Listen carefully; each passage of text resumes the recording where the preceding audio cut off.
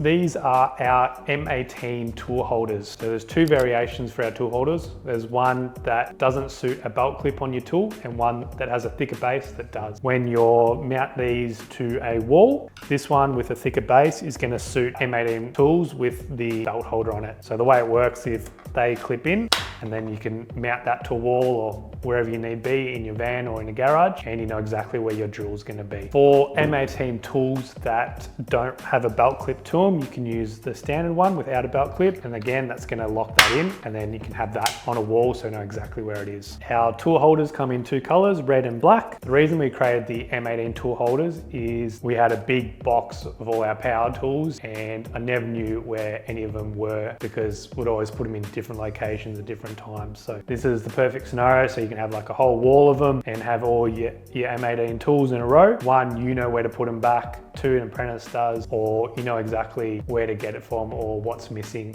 You know, if you're leaving site and you're like, yeah, I've got all my power tools, I can quickly see them in a row instead of just a big box. This pairs greatly with our M18 battery holders, so you can have all your tools in a row, all your batteries in a row, you know, everything's there, nothing's missing.